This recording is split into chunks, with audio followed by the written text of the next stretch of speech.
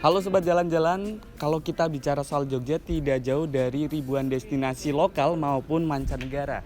Dan kali ini Dinar berada di salah satu tempat wisata yaitu Taman Sari.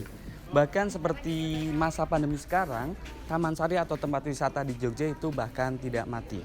Dan Taman Sari ini merupakan salah satu bangunan yang dibangun di masa pemerintahan Hamengkubuwono yang pertama. Daripada kelamaan, yuk ikuti Dinar keliling-keliling Taman Sari.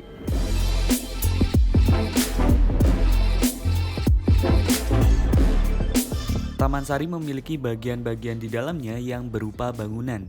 Namun bukan sekadar bangunan tanpa makna, setiap bangunan memiliki fungsi yang berbeda-beda. Dan bagian pertama dari Taman Sari yang akan Dinar kunjungi adalah Gedong Gapuro Hageng, di mana dulunya ini merupakan pintu gerbang utama Taman Sari yang berhiaskan relief burung dan bunga.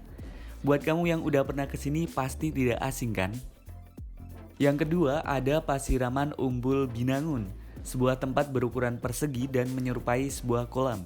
Di sini terdapat 3 kolam, ada Umbul Pamuncar, Umbul Panguras, dan Umbul Kawitan, yang merupakan tempat mandi Sultan dan keluarga dulunya. Gimana? Kamu mau coba mandi di sini nggak? Oke Sobat Jalan-Jalan, kalau tadi pemandian, sekarang kita beranjak menuju tempat istirahat Sultan dan keluarganya. Tempatnya berlokasi di sebelah timur Umbul Binangun dengan halaman berbentuk segi 8 dengan 4 buah bangunan yang sama. Bangunan tersebut dinamakan Gedong Sekawan. Masing-masing bangunan memiliki ukuran 5,50 meter kali 6,50 meter dan tinggi keseluruhan adalah 5 meter. Dan berikutnya ada Sumur Gumiling. Ini merupakan salah satu bagian unik dari Taman Sari karena bangunan ini adalah masjid bawah tanah. Di sini terdapat mihrab yang digunakan sebagai tempat imam memimpin sholat. Memang sekilas tidak tampak seperti masjid ya Sobat Jalan-Jalan. Di dalamnya terdapat sumur yang dikelilingi 5 tangga yang melambangkan jumlah rukun Islam. Dan persis di bawah tangga yang saling bertemu di tengah terdapat kolam air dari Sumur Gumiling. Namun Sobat Jalan-Jalan, karena ini masih dalam masa pandemi dan masih ada beberapa kebijakan, ada beberapa bagian di Taman Sari yang belum bisa dikunjungi oleh para pengunjung.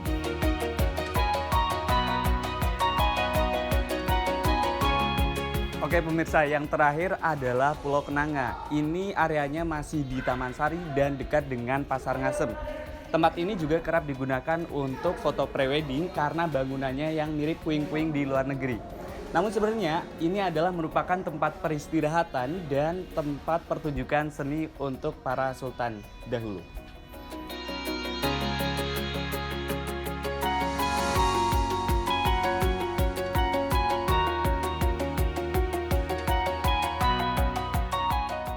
Nah Sobat Jalan-Jalan, tadi kan kita udah nih mengelilingi Taman Sari. Tidak cukup sampai situ saja, di sini ada kampung yang banyak banget memproduksi kerajinan. Penasaran kan? Ikutin apa ya? Yuk!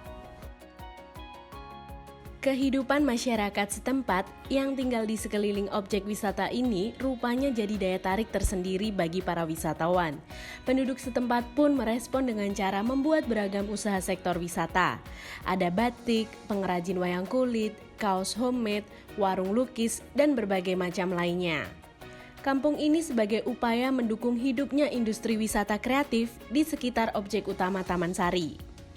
Bila menyusuri perkampungan padat sekitar Taman Sari, kita akan berjumpa dengan warga yang sehari-hari melakukan aktivitas berkesenian dalam upaya melestarikan kebudayaan setempat. Kampung Taman Wisata Pelestarian Seni Kerajinan Membatik, Pembuatan Wayang, dan kerajinan masyarakat lainnya, dengan perpaduan antar dunia kreativitas teknologi.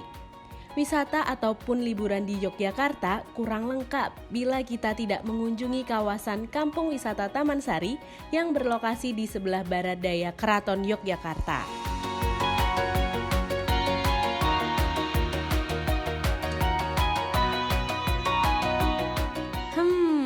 Abis keliling ke Taman Sari, sekarang kita kulineran yuk Sobat Jalan-Jalan. Yap, Warung Brongkos Handayani. Warung sederhana ini didirikan oleh Adio Utomo dan Sardiem sejak 1969. Meski begitu, menu brongkos baru tersedia sejak 1975. Saat ini, Warung Brongkos Handayani dikelola oleh putrinya Tri Suparmi. Sayur brongkos merupakan makanan dengan bahan dasar kacang tolo, tahu, telur, serta daging sapi. Keempatnya dicampur dengan santan dengan cita rasa rempah yang kuat. Konon, brongkos merupakan makanan bagi kaum elit, sebab bahan bakunya yang menggunakan daging sapi. Pada zaman dahulu, hanya bisa dinikmati oleh kalangan yang mampu saja. Makanan ini juga merupakan favorit dari Sultan Hamengkubuwono ke-10 loh. Kuah brongkos yang berwarna coklat cenderung terasa manis, namun juga muncul rasa gurih yang berasal dari santan. Tak perlu khawatir jika sobat jalan-jalan penikmat makanan pedas, sebab sepiring brongkos ini dilengkapi cabai utuh yang bisa digerus untuk menambah sensasi pedas. Dan harga nasi brongkos dimulai dari 14 ribuan aja loh. Sebagai penyegar, warung ini juga memiliki menu es campur yang cukup legendaris. Harganya cuma 8.000 saja. Ternyata esnya juga seger ya. Bener kan? Nih makanan kita udah ludes Pinar. Buat sobat jalan-jalan yang lagi di Jogja, jangan lupa ya mampir ke warung Brongkos Handayani. Lokasinya deket banget sama alun-alun Kidul dan Taman Sari, Yogyakarta.